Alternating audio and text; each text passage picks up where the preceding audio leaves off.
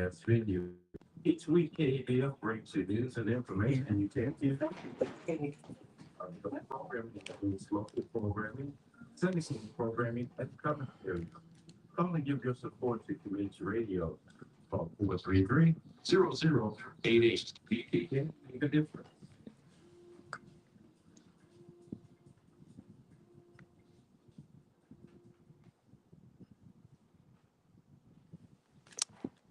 Fewer are cases signed up for insurance through the Affordable Care Act marketplace and report covered.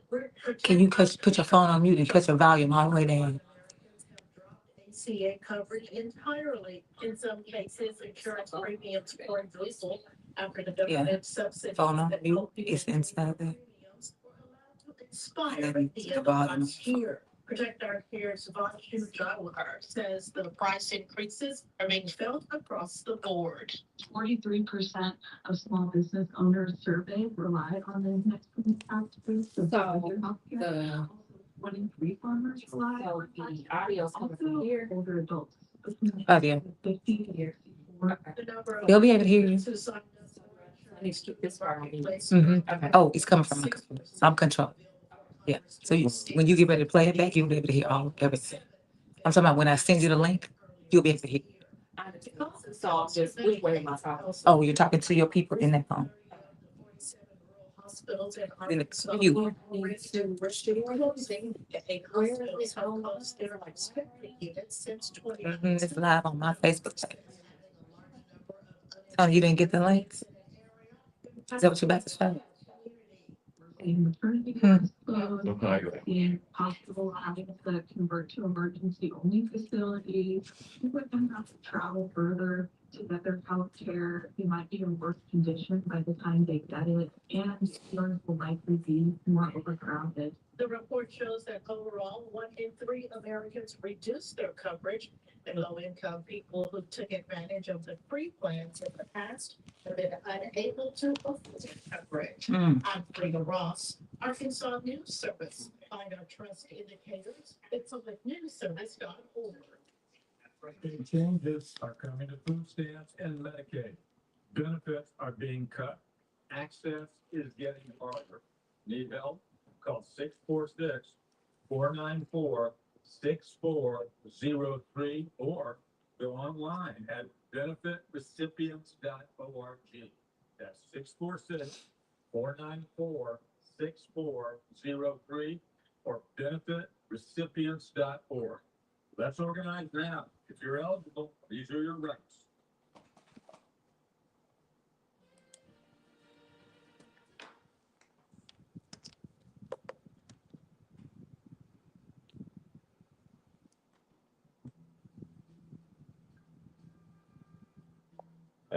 Both of y'all. Yeah.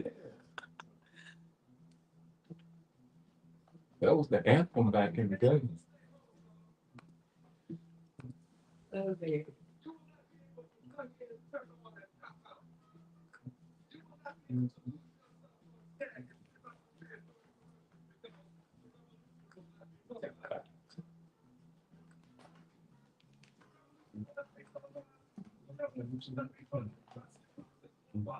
Yeah, the words. I love that Gil Scott right there.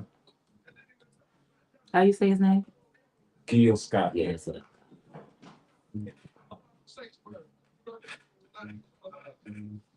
Cause we on the radio. I said cause we on the radio.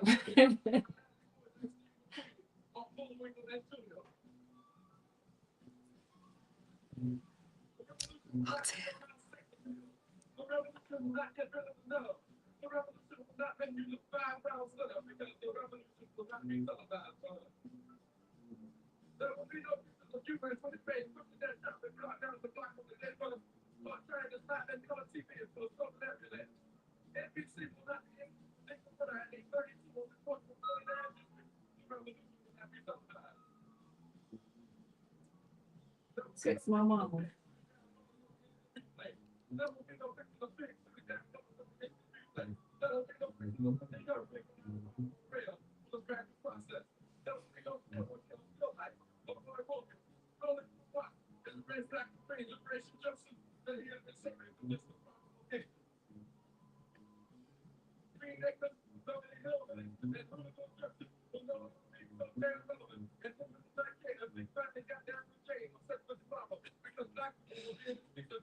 All right, today, the revolution will be talking about.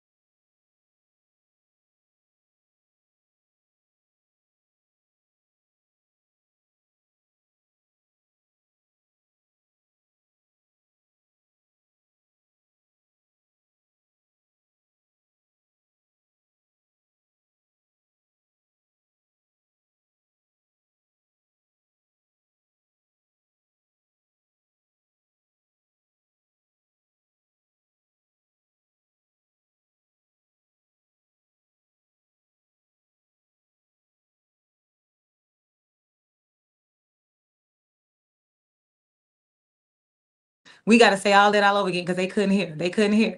You are. You're listening to KABF 88.3 FM, where we are live with community voices right here at the corner of 2101 South Main Street in Little Rock, Arkansas. And I am your host for the community voices, the Reverend Doctor. You can call me Denise. And live in the flesh in the studio is your co-host, the pastor, Toney. And we also have a special guest in the house, Queen Furonda Brasfield. Say something. Say Good something. morning. Yeah, because Good morning, everyone.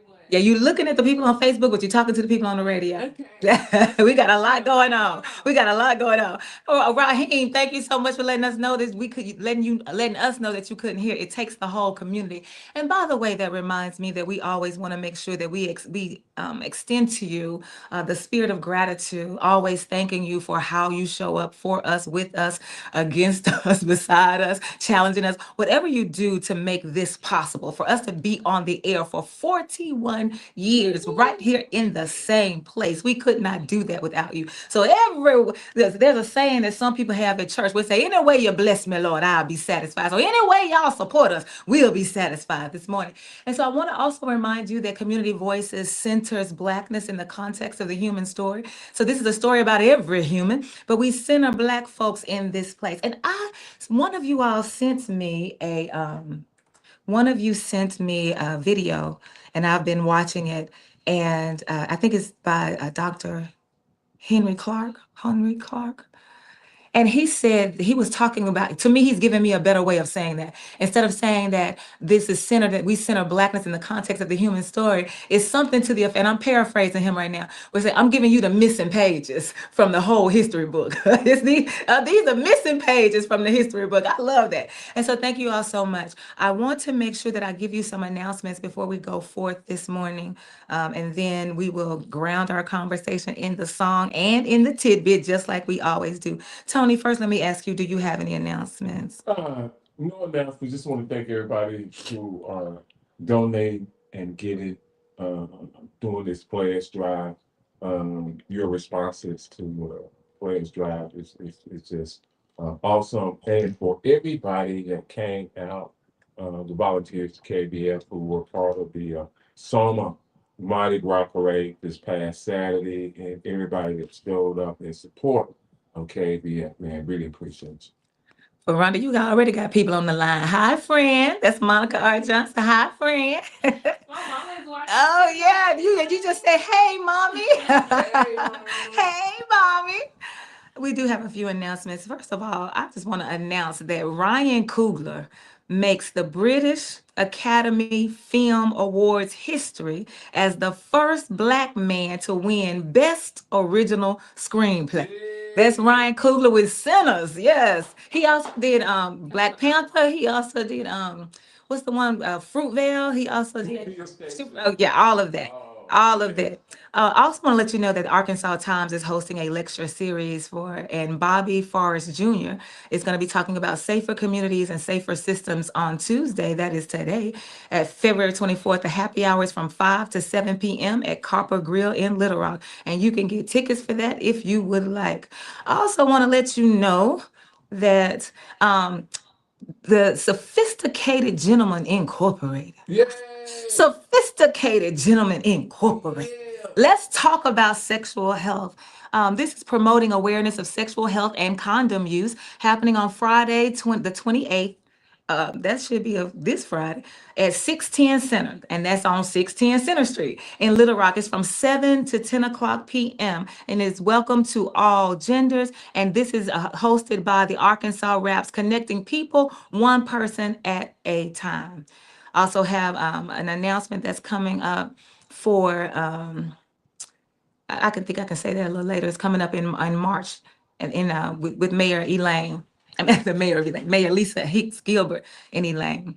So I want to remind us also, before we get into the show, that early voting has started. Early voting has begun. And that means any poll that is open, any polling location that is open, you can vote there. If you wait until March 3rd, which is fine, because I know some of you all have a ritual, an election cycle ritual where you only want to vote on election day, that's fine. But on election day, you have to vote necessarily at the polling place that's on your voter registration card. Now, I just went to go vote Friday at the Sue Callens Library. And what I wished had happened was that I had to wait in line. I did have to wait, but the only reason I had to wait was because my elders were in front of me and they needed to take a little bit more time. I got all the time in the world for my elders, so I just posted up and waited on them. But I should have been waiting in a long line because it should have been all of us in there trying to vote because all roads lead to the ballot box. And some of you are concerned about who's going to get voted in. If we can stop them in their tracks right now, because the primary, that's what this is. The primary decides whose name shows up on the ballot to get to be voted in to office. And so let's vote now, y'all. All voting. So I don't It's I important. don't know how to say that enough. It's so I don't know how to say that enough. And if you listen, going back to the song by Gil Scott-Heron, the revolution not be televised. One of the things he's talking about is that some things won't be, some things won't be relevant. This is not about, all this distraction going on. It's about making a change. It's about changing some things, and we have to quit being distracted over BS that really doesn't matter. That's really not going to do anything for you. So we can get people into office that we believe that can change some policies for us. absolutely. And our tidbit fits right into that. I just want to say this last thing about voting. This is the primary. So you get to choose your ballot. So when you go to the polling place, they'll ask you which ballot do you want? Do you want the Republican ballot? Do you want the Democratic ballot? Or do you want the nonpartisan ballot? You have to be ready to answer that question. You also have to be ready to present your photo ID. And you also have to be ready to tell them what it says on the photo ID. Now they're going to take it. They're going to scan it. It's going to pop up on their screen. And then they're going to turn around and ask you to tell them what they're looking at on their screen. I'm not making this up. That is what's going to happen. So I want to make sure. I just want to make sure I just want to make sure. It wasn't. It wasn't. And so I want to make sure that I let you know all of the things that you need to know about voting. And please, please, please go out and vote. Early voting is happening right now. March 3rd is the day for the final day to vote. But talking about Gil Scott-Heron and this song, what is we talking about right now? Do y'all hear that? Oh, okay. What you saying to me? No, that was me. It was me. It was my phone, I think. Oh, it's some right here. Okay. So I want to make sure that well, first, Furonda, let me ask you. What you chose this song. I asked you, I said, what is it that you and so what is it that made you choose this particular song? Why do you like this song?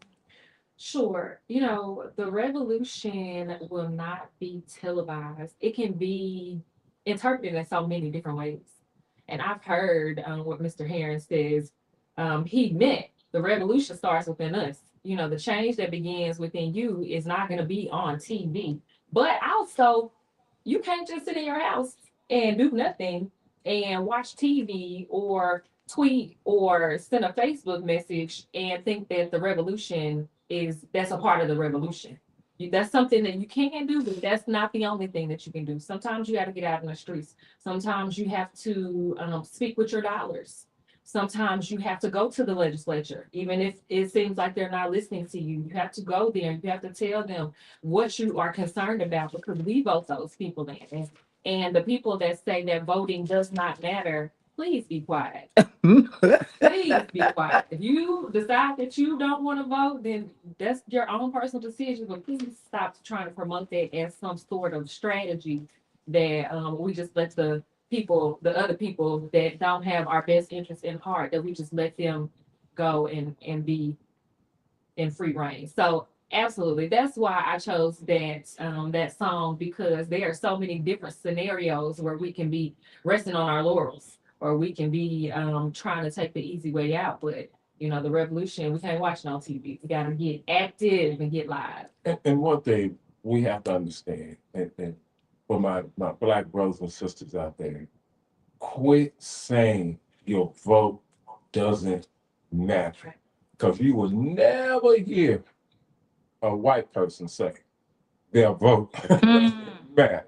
Yeah, because they know their vote matters. And if it didn't matter, they would not have lynched, burned, shot, castrated, raped, murdered Black people who all they wanted to do was walk in and vote. But it's for that reason only. I say this to people all the time. If for no other reason, I am going to vote to honor my ancestors, because their blood still runs warm beneath our feet, wherever you are standing in this nation. Wherever you are standing, the blood of our ancestors, because they all are our ancestors, the blood of our ancestors, because we have not yet redeemed their blood. We have not yet done the repairing, restoring. We've not done any of that.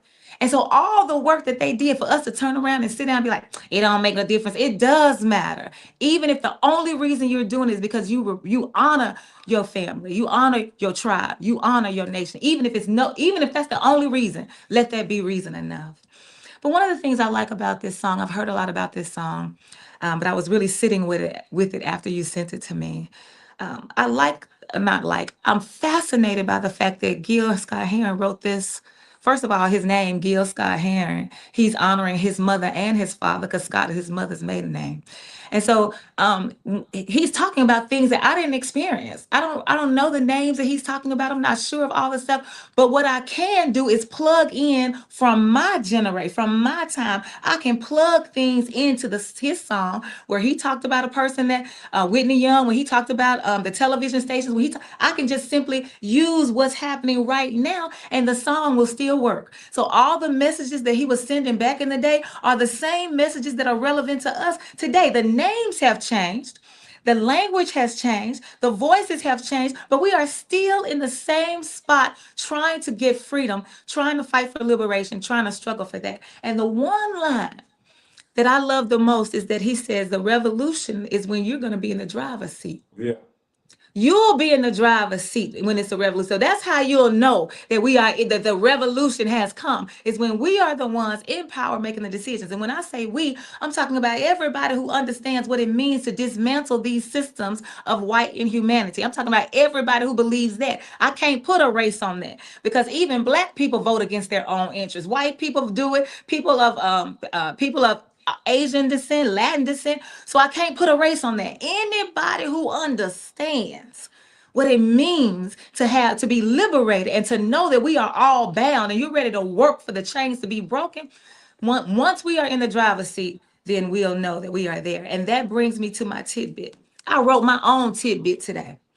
Part of the reason I wrote it is because this is the last week of Black History Month. I haven't said much about it because I feel like Black History Month is every day. Black History Month is world history. I feel like we don't have to have a designated month for that, but we do. And the reason that we do is, again, to honor our ancestors, because we act like it's no big deal, like Black history is old hat to us. But back in the day when it was started in 1926 as Negro History Week, it wasn't something that was no big deal. It was a huge deal back then. And so we should be willing to carry the torch forward, even though we understand things in a different context. So I wrote this tidbit for today. 99 years ago, in February of 1926, Carter Godwin Woodson launched the celebration of Negro History Week, which has been recognized as Black History Month for 49 years since 1976. Woodson believed the white-dominated historical profession overlooked, ignored, and suppressed the contributions of African Americans. To dismantle this, Woodson knew he had to create a separate institutional structure.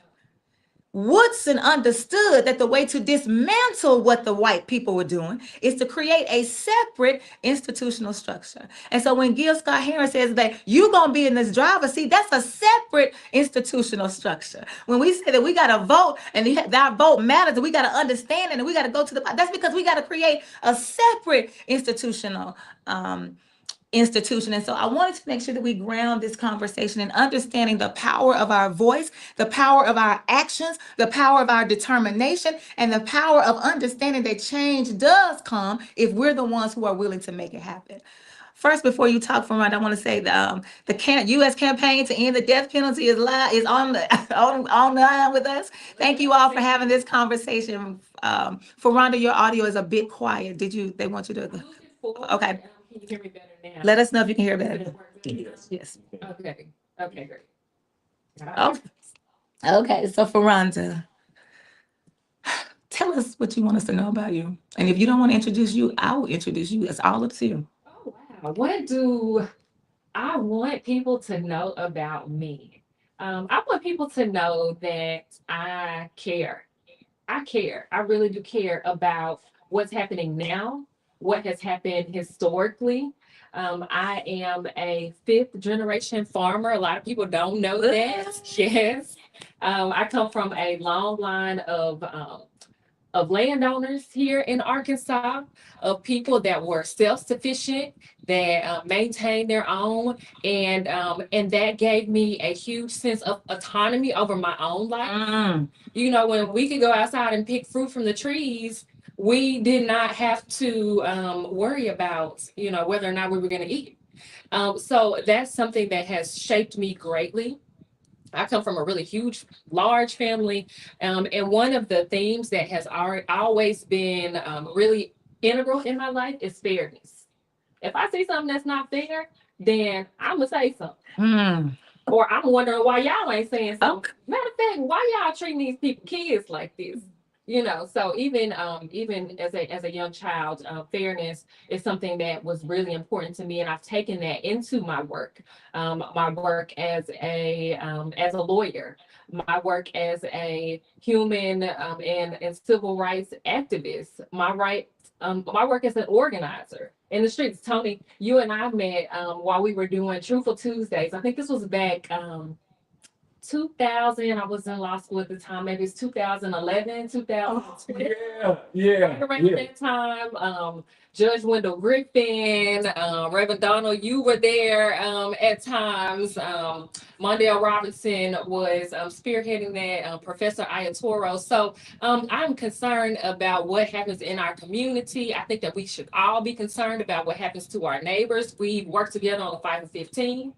You know, we have worked for women's reproductive rights. We have worked to raise the minimum wage here in Arkansas, you know, doing all of those things. So that's something that I want people to know, that I care. And I've taken that care with me to my work with the U.S. campaign to end the death penalty. And prior to my tenure at the U.S. campaign to end the death penalty, I worked at the Arkansas Coalition to abolish the death penalty, and I was the executive director there for 6 years while we worked to and fought against the death penalty. And you all stood with us when we were fighting against executions in 2017. You know, they had 8 executions scheduled to take place right after Easter in 2017. Oh yeah, I remember standing out there with I had on my clergy, I was vested, had on my alb and my stole, and we were outside. I remember all of that. Yeah.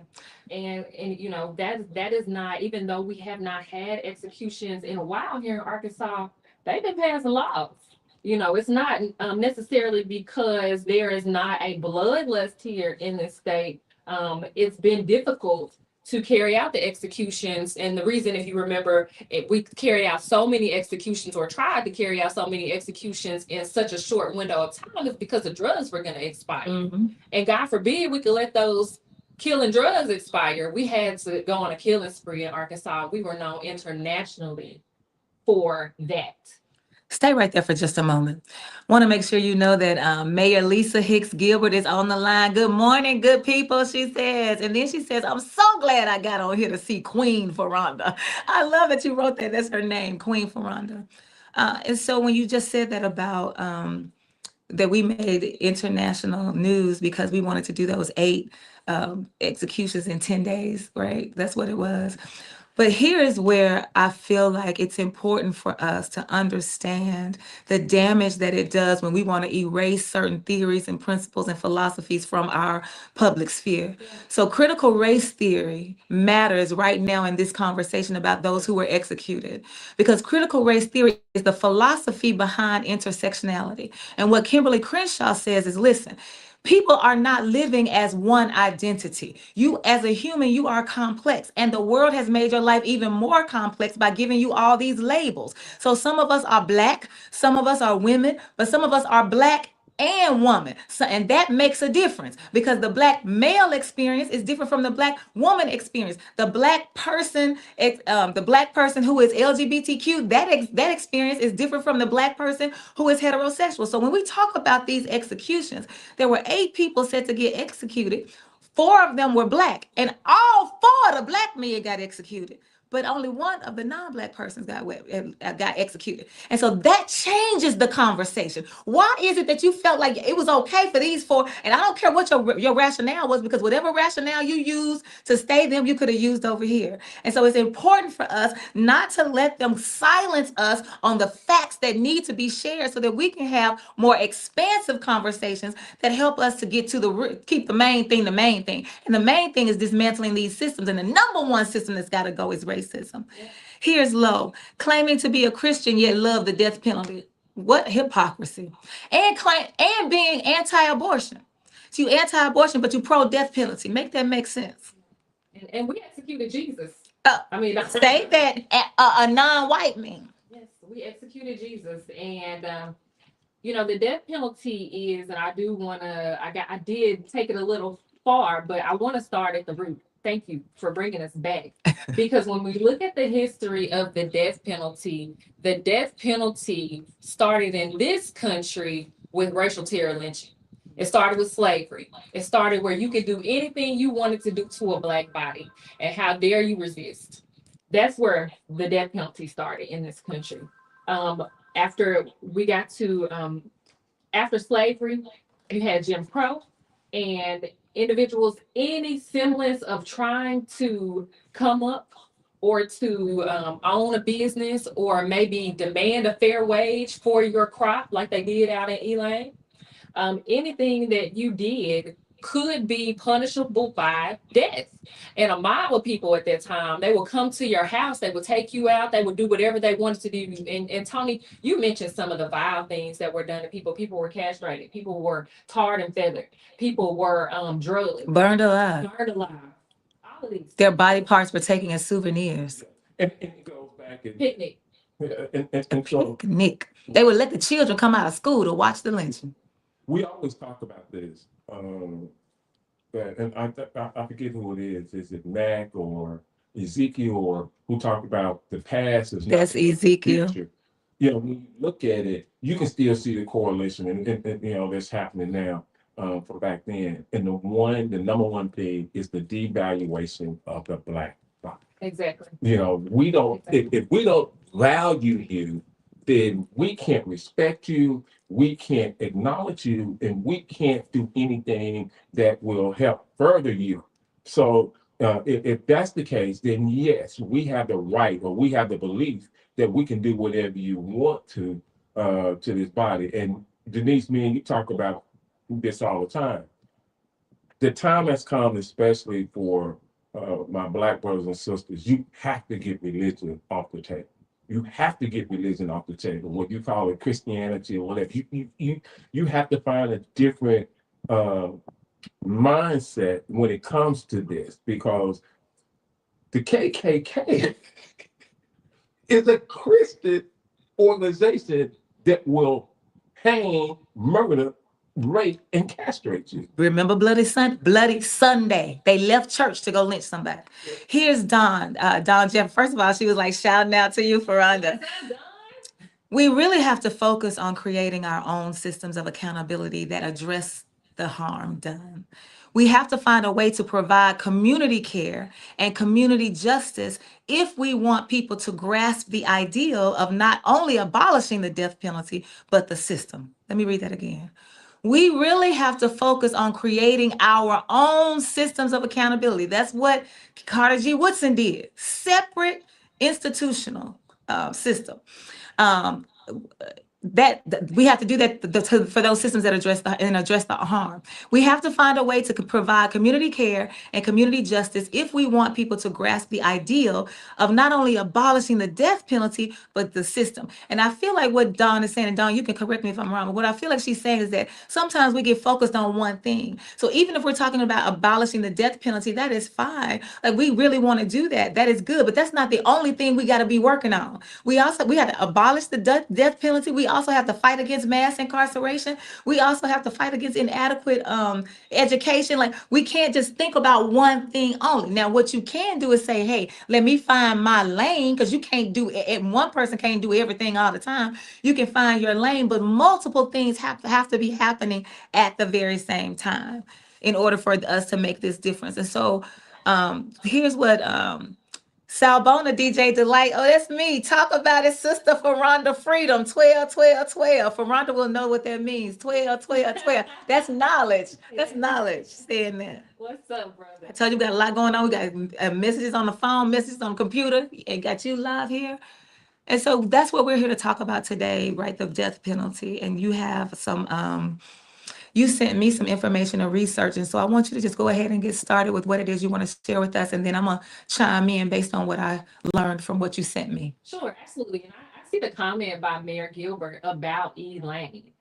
This conversation is so important during Black History Month. Here in Elaine, for descendants of Wait. Elaine. Say it to the people that don't know what she said.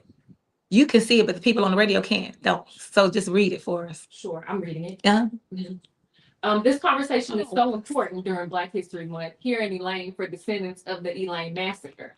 The Elaine 12 survived 2 attempts to execute them.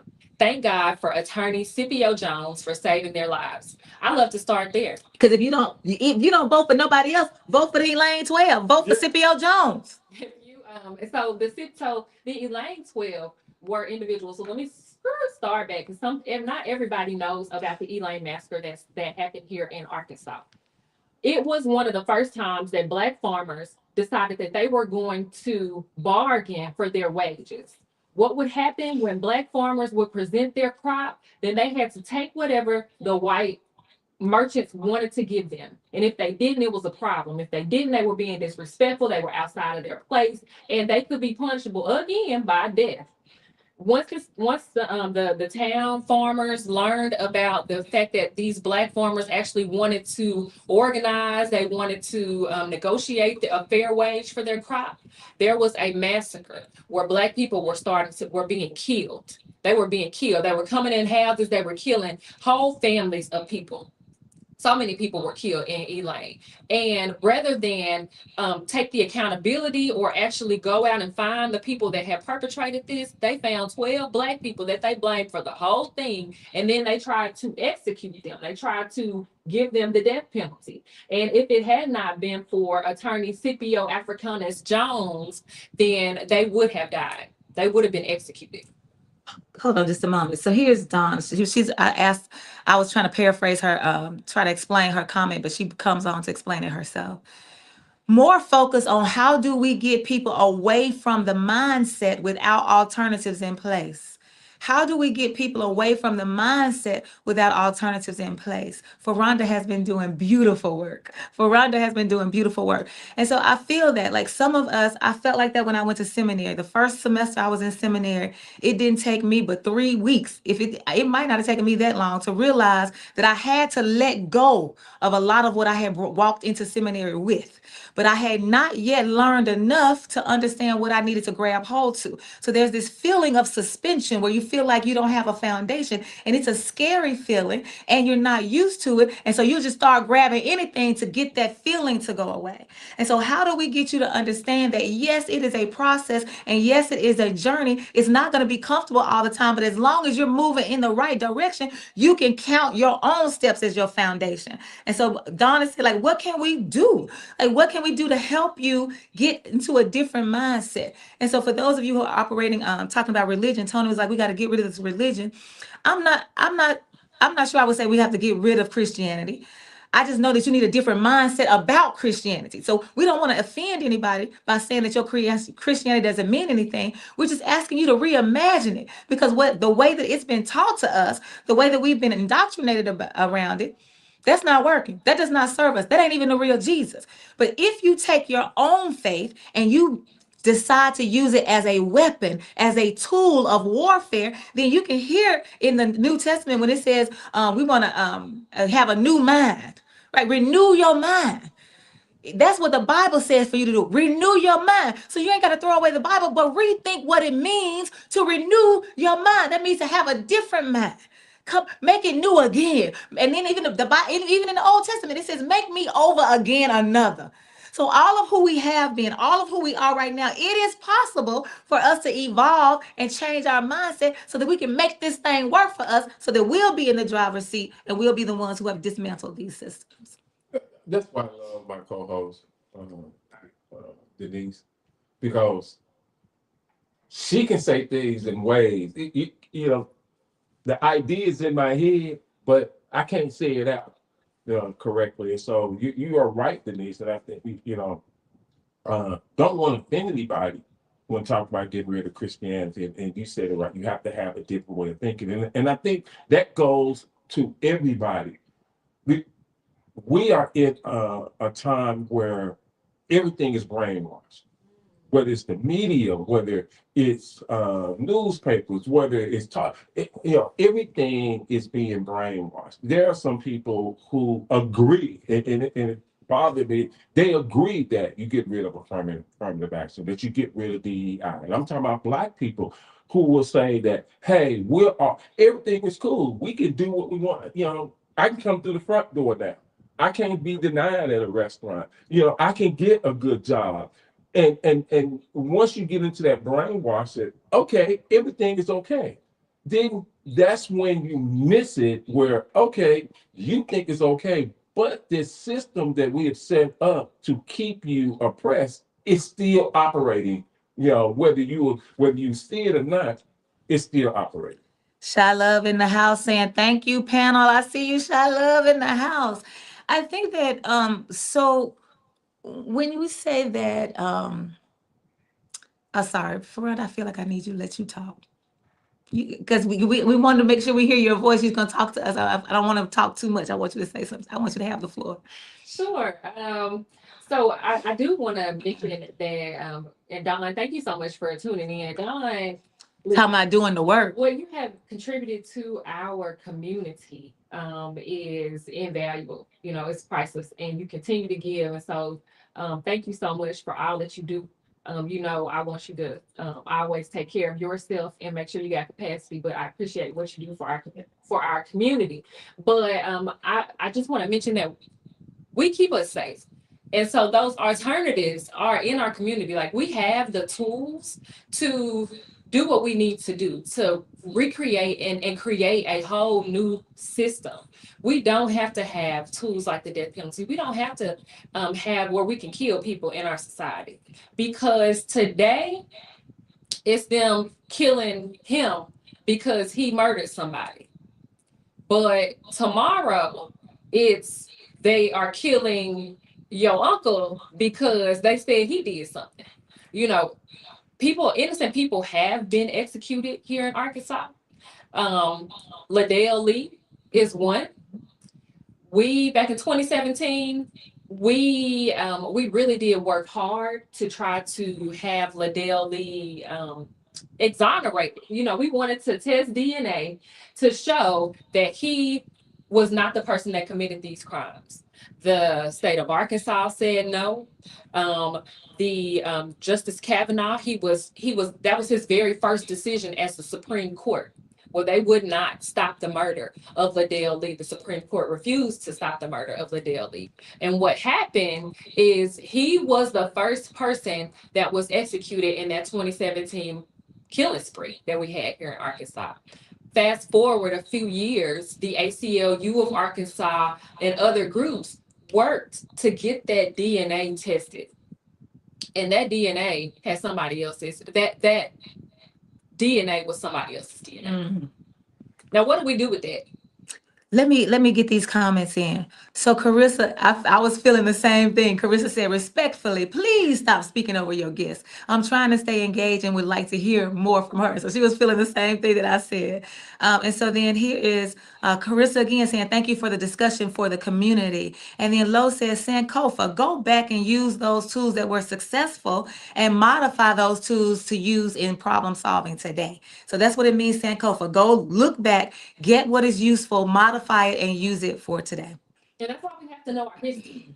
Gotta know it. That's why you have to know your history. Because if you don't know your history, if you don't know how the death penalty came to being in the capital punishment system that we know now and we accept, you know, a lot of people will show support for the death penalty, like, yeah, they kill them too. But one thing, there's a lot of things to consider and to unpack there. First of all, we don't kill everybody that has killed somebody in this country or in this state. Mm-hmm. There are plenty of people that have committed murder and they are in the prison or they have served their time, they have paid their debts to society, and they are free.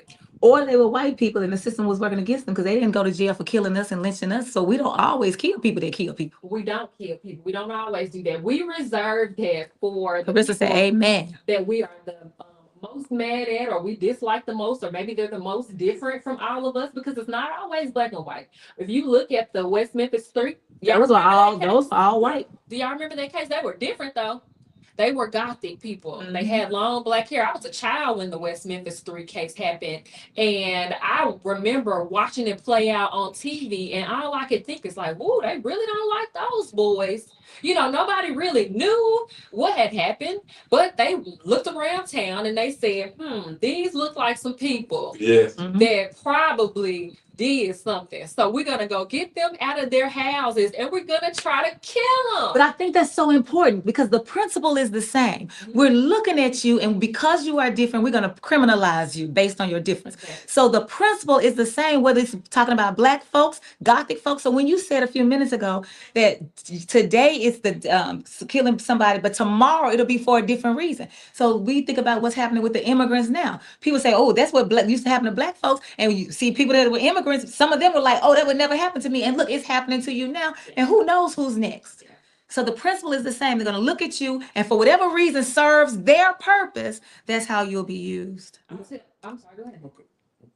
If you just real briefly, but that's the DNA of this country, because when you look at it, it started with Native First Nation people. Absolutely. It started with them. The massacre, the killing, it started with them. Then you go and kidnap people from another continent, bring them here, and you do the same thing. You know, and so now you're doing it with immigrants. And so it's just the same cycle. And like you said, Denise, tomorrow they may wake up and say, you know what, we're going after. They've already done it. The transgender people who have trans experience, they pick and choose whoever they want, which is why it's so important for us to understand the oneness. And listen to what Susanna says. Susanna says othering allows for dehumanizing. Yes. When you decide that somebody's an other, then you use everything to feed that message. All the media, we use the media, we use books, we use everything we can to let everybody see you as other. So everybody will then be complicit in the dehumanizing process. And we have to be careful careful about that. That's But fascism 101. 101. Yeah. But I want to let's go back for a minute to Ladea Lee, because I feel like somebody might have missed what you said. That we have a process in place. That's a legal process for the court to say, the attorneys of law, they can come in and say, look, we want to use these methods to prove our case about our client. And one of the methods that we can use is we can test this DNA. Test this DNA, and it will show us who, well, it was fingernail scrapings, whatever. We'll know. And because you cannot refute DNA. There's no question about DNA.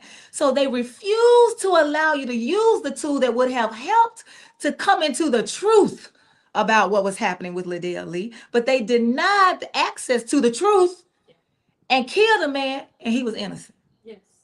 What was their reasoning by not allowing it in? So finality is a reason that is used so often. We had in the 90s an anti-terrorism and death penalty bill to pass through our Congress. And that bill dramatically cut down on the number of appeals that one could have. On basically, you get a trial, that's your one bite at the apple.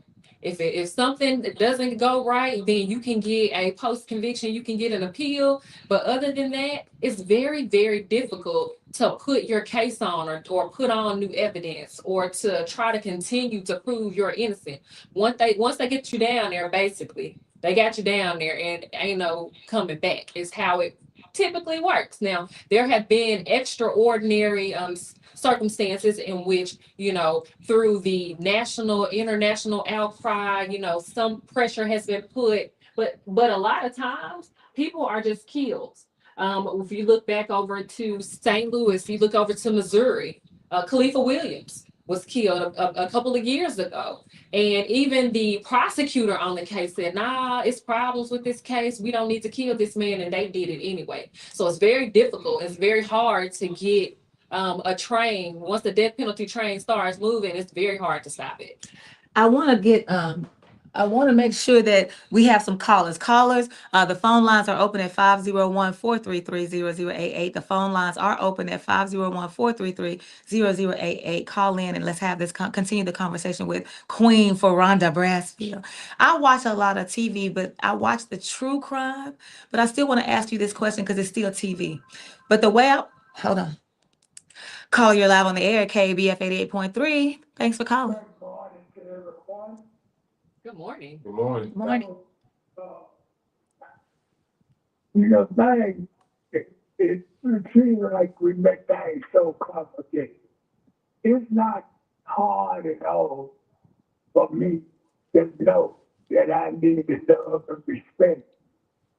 I don't have to have no Bible, I don't have to have no bunch of preaching every day or anything like this. It's really simple. The two commandments, love him more life, love him, fellow people.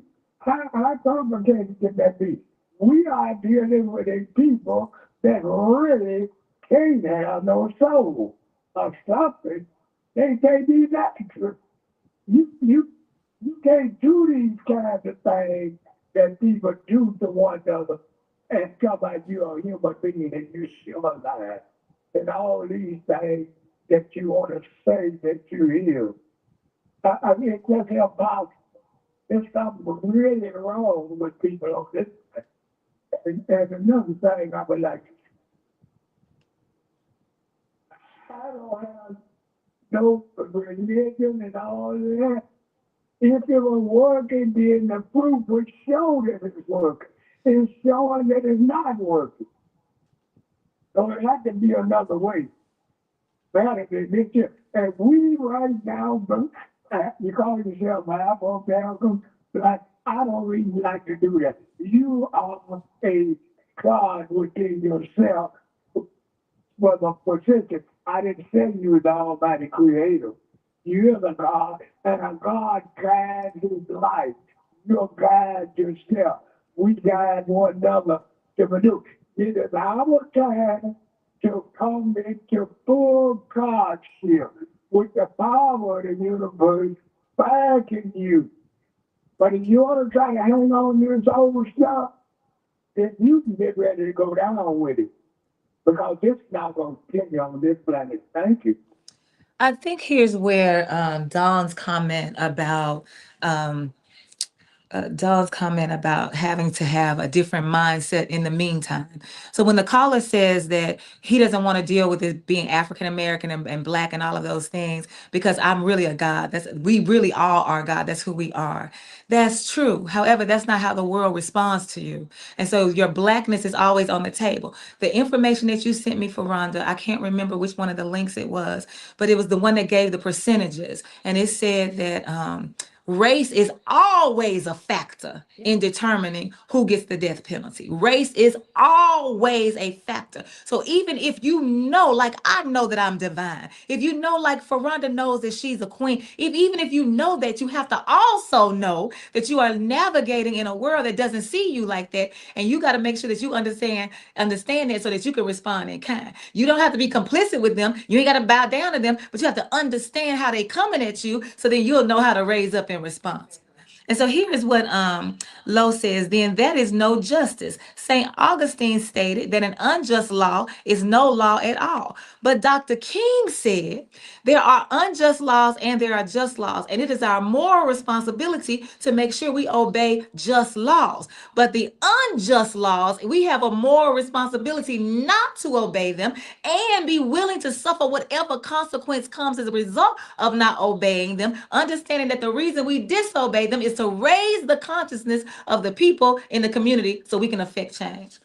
I want you to hear this, Furonda. This is from Knowledge. To Furonda, talk about how in Liddell Lee's last intimate moments. Wait, let me change my voice for this.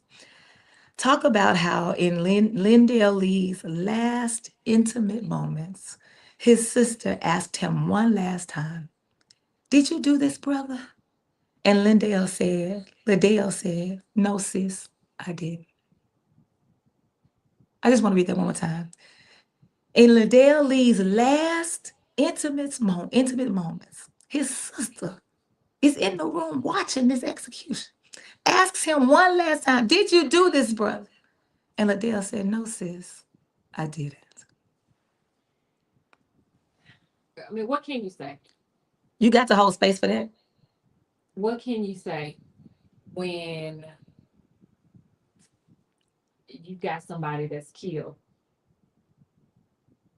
What can you say? I don't ever want to dismiss what has happened when there's a life taken. Mhm. The person that is killed, that victim has a family. Mhm. That victim had a life. They had dreams, they had hopes, they had aspirations.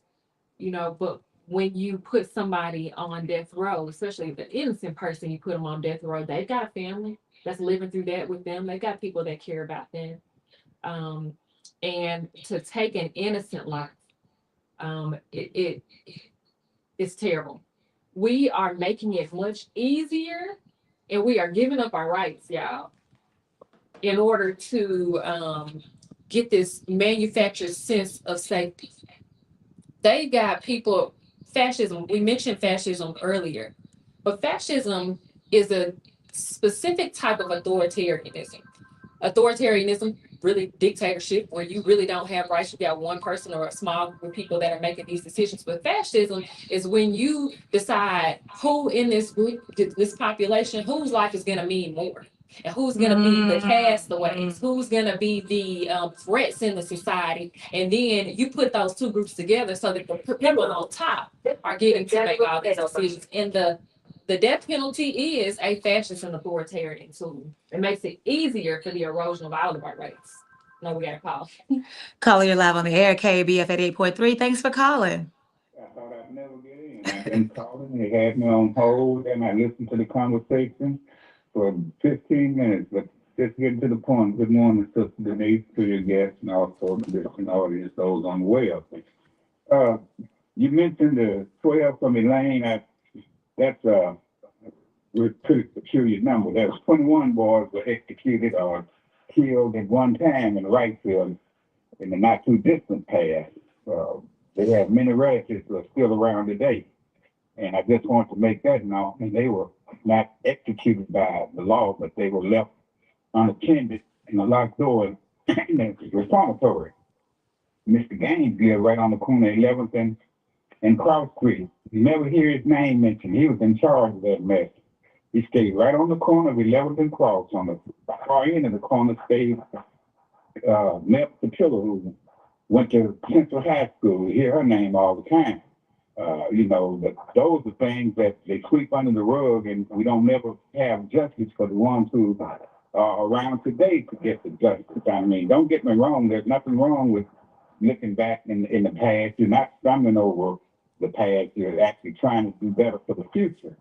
And that's something that no one even talks about. Justice for those 21 black boys who were burned summarily, if you will, in the Boys Industrial School. And talking about Liddell, there was a convicted felon as a governor, Jim Tucker, who didn't have to execute Fairchild, and Fairchild was executed. Look that up and remember that too, because there's a lot of injustices that happened just here recently, and the attorney there that's speaking for you knows exactly what I'm saying. I like the ACLU, but they only handle cases in court. Sometimes they'll go along with people that I don't even agree with, because they feel whoever has the right legally, they'll go along with them in a lot of instances. They've defended the KKK.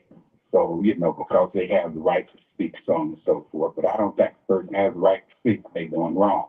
That's the way I feel. That's my personal feeling. That's not the law.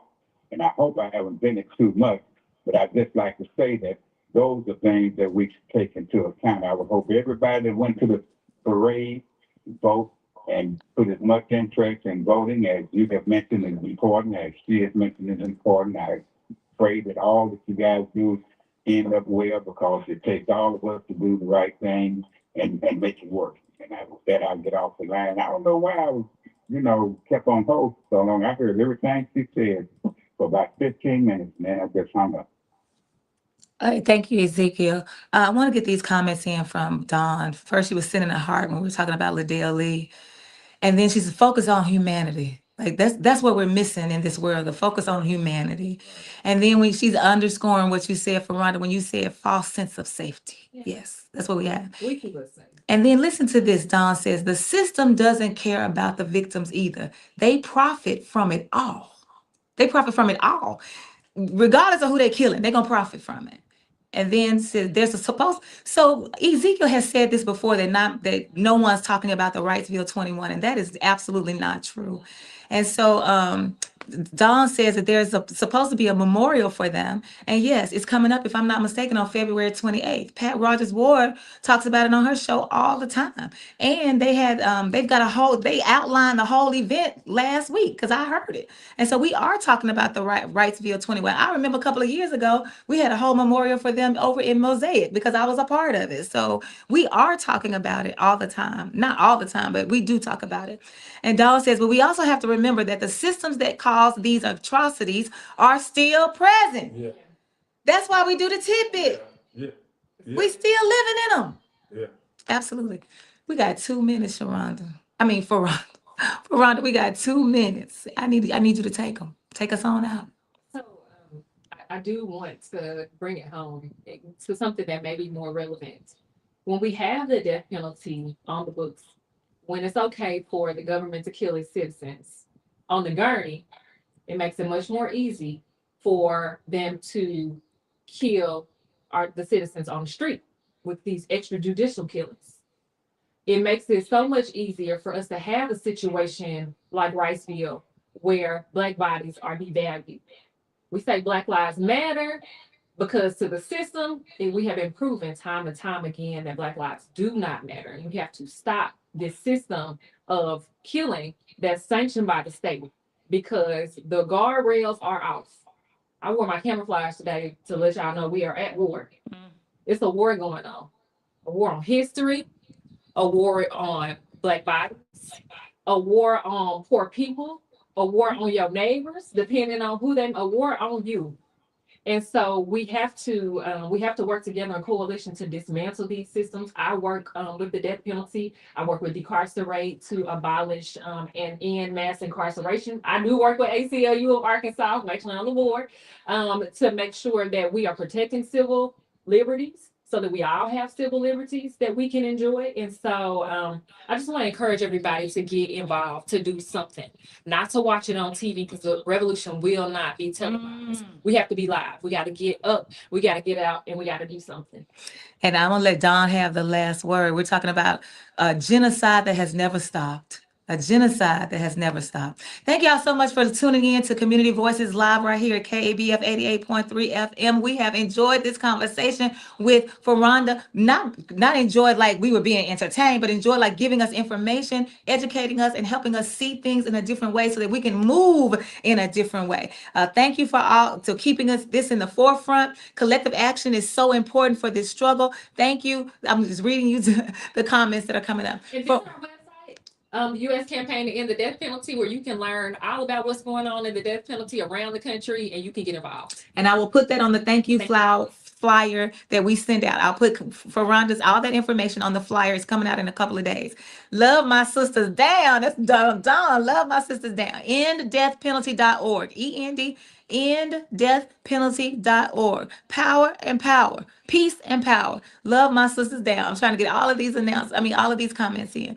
Okay, your girl Lola's standing at the door wondering what's taking us so long. Look, don't touch the dial. Do not touch the dial, because you got 2 hours of jazz coming up for Jazzy Tuesday. Your girl Lola's about to hold it down. You talking about peace. You talking about power. You talking about love. You talking about struggle. It's all in the words that she is about to play for you today. So stay tuned, and I'm going to get her started with Hazel Scott playing. Oh, that's not the one I wanted. Hazel Scott with Lament. That's the one I want. I want Lament. That's who, yeah. We'll get you started. Don't touch the dial. Bye, everybody.